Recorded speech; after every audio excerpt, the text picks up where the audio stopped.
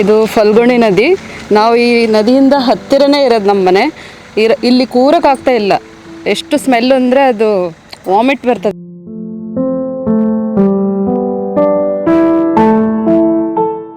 Chemical ಎಲ್ಲ ಅಲ್ಲಿ industrial ಏರಿಯಾದು chemical ರಿಫೈನರ್ ಉಂಟು, ಅಲ್ಲಿ ಇಂಡಸ್ಟ್ರಿಯಲ್ ಅಲ್ಲಿಂದಲೇ ಹೊರಗೆ ಬರೋದು ನೀರು ಇದಾಗುತ್ತೆ.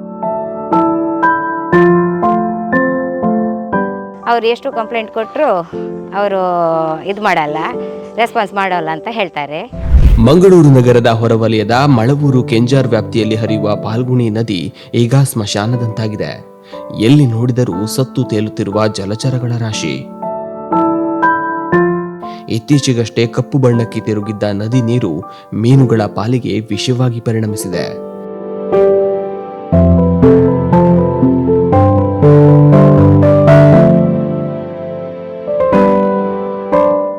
ಇದಕ್ಕೆ ಕಾರಣ ಇಲ್ಲಿನ ಕೈಗಾರಿಕೆಗಳಿಂದ ಹರಿದು ಬರುತ್ತಿರುವ ವಿಷಕಾರಿ ತ್ಯಾಜ್ಯ ಎನ್ನುವುದು ಸ್ಥಳೀಯರ ನೇರ ಆರೋಪ.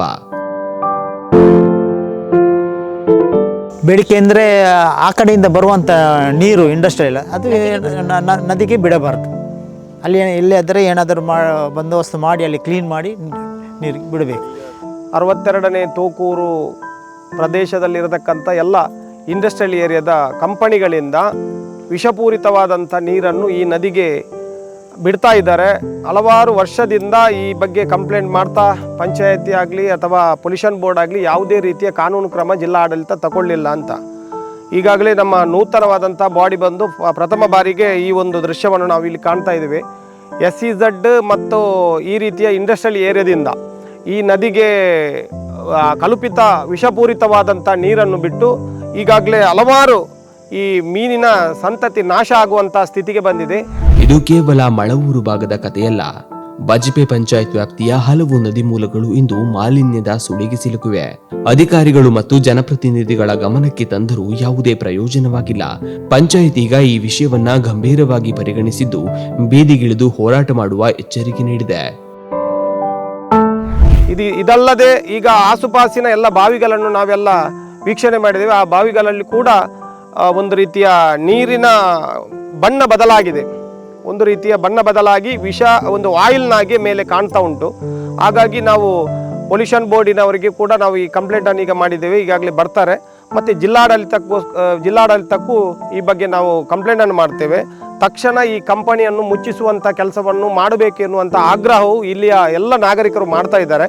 ಖಂಡಿತವಾಗ್ಲೂ ಇದಕ್ಕೆ ಒಂದು ಸೂಕ್ತವಾದಂಥ ನ್ಯಾಯ ದೊರಕಿಸುವಂಥ ಪ್ರಯತ್ನವನ್ನು ನಾವು ಪಂಚಾಯತಿ ವತಿಯಿಂದ ನಮಗೆ ಯಾವ ಮಟ್ಟಿಗೆ ಸಾಧ್ಯತೆ ಇದೆ ಇದೆಲ್ಲವನ್ನು ನಾವು ಮಾಡಲಿಕ್ಕೆ ಸಿದ್ಧವಿದ್ದೇವೆ.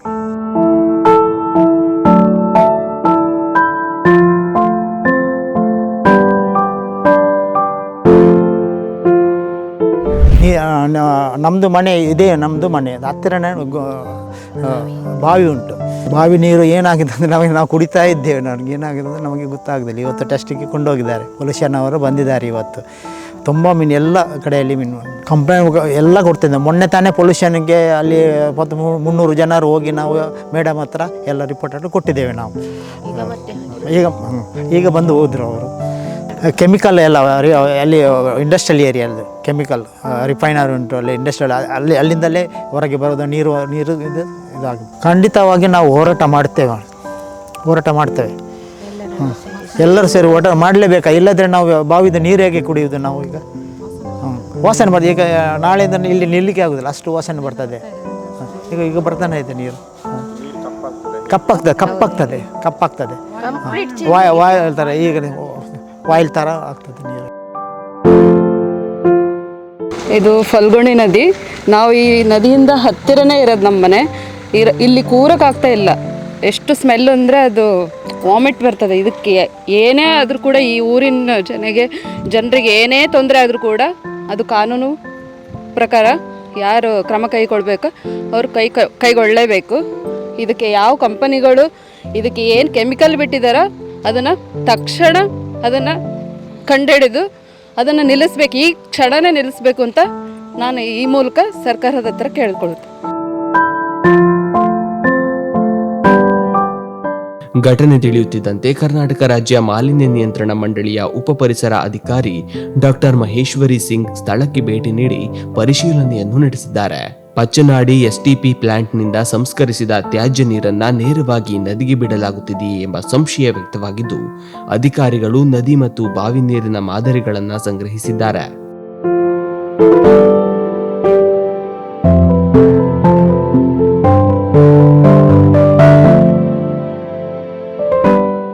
ಫಲ್ಗುಣಿ ನದಿಯಿಂದ ನೀರು ಇವತ್ತು ಹಾಳಾಗಿದೆ, ಮೀನೆಲ್ಲ ಸತ್ತು ಹೋಗಿದೆ. ಇಲ್ಲಿ ಸುತ್ತಮುತ್ತಲಿನ ಮನೆಯವರು ತುಂಬ ತೊಂದರೆ ಅನುಭವಿಸ್ತಾ ಇದ್ದಾರೆ. ವರ್ಷಂಪ್ರತಿ ಹೀಗೆ ಆಗ್ತಾ ಇದೆ.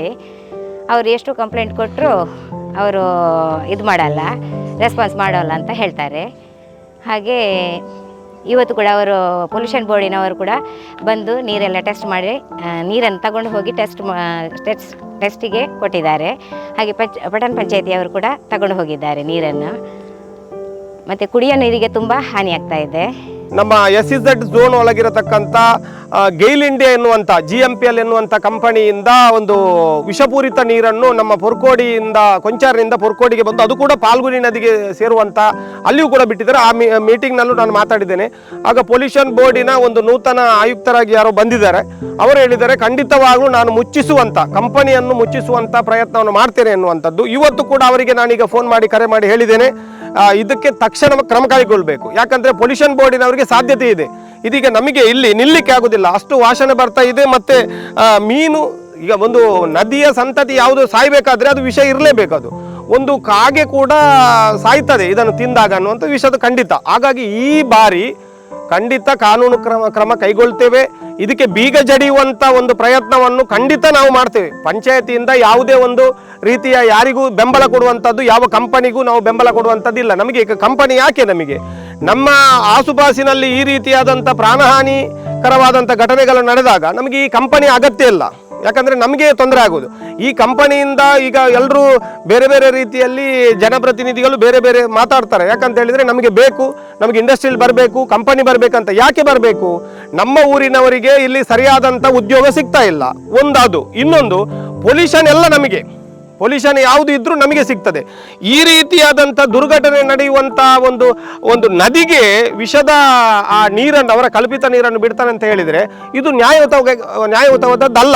ಇದು ಬೇರೆ ಕಡೆ ಎಲ್ಲಿಂದಲೂ ಓಡಿಸಿ ಬಂದಂಥ ಕಂಪನಿಗಳೆಲ್ಲ ಇಲ್ಲಿ ಬರುವುದು, ಇಲ್ಲಿ ಬಂದು ಇದೇ ಮಾಡೋದು ಇವರು. ಹಾಗಾಗಿ ನಾವು ಈ ಸಲ ನಾಗರಿಕರು ಕೂಡ ನಮಗೆ ಅದೇ ಮನವಿ ಮಾಡಿದ್ದಾರೆ. ನಾವು ಕೂಡ ಇದನ್ನು ಬಿಡುವ ಪ್ರಶ್ನೆ ಇಲ್ಲ.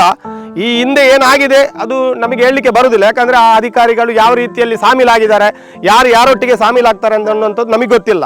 ನಾವು ಏನು ಬಜ್ಪೆ ಪಟ್ಟಣ ಪಂಚಾಯತಿ 19 ಜನ ನಾವು ಸದಸ್ಯರು ಏನಿದ್ದೇವೆ, ನಾವು ಖಂಡಿತವಾಗ್ಲೂ ಇದರ ವಿರುದ್ಧವೇ ನಿಲ್ಲೋದು, ಜನಪರವಾದಂಥ ಕೆಲಸ ಮಾಡಲಿಕ್ಕೆ ನಾವಿರೋದು. ಇದು ಮಾಡಲೇಬೇಕು, ಇದಕ್ಕೆ ಕ್ರಮ ಕೈಗೊಳ್ಳಬೇಕು. ಇದರಲ್ಲಿ ವಿಷಯ ಇಲ್ಲ ಅಂತ ಹೇಳಿದರೆ ಯಾವುದೇ ಒಬ್ಬ ಪೊಲ್ಯೂಷನ್ ಬೋರ್ಡಿನ ಅಧಿಕಾರಿ ಇರಬಹುದು ಅಥವಾ NITK ಅವರ ಇಂಜಿನಿಯರ್ ಅವರಿಗೆ ಕೊಟ್ಟು ನಾವು ಈಗ ಏನೋ ಕೊಟ್ಟಿದ್ದೇವೆ ಈ ಹಿಂದೆ ಕೂಡ, ಅದರ ರಿಪೋರ್ಟ್ ಕೂಡ ನಮಗೆ ಇನ್ನೂ ಬರಲಿಲ್ಲ. ಬಂದರೆ ನಾವು ಖಂಡಿತವಾಗ್ಲೂ, ನಮಗೆ ಬಂದರೆ ನಾವು ಆ್ಯಕ್ಷನ್ ತಗೊಳ್ತೇವೆ.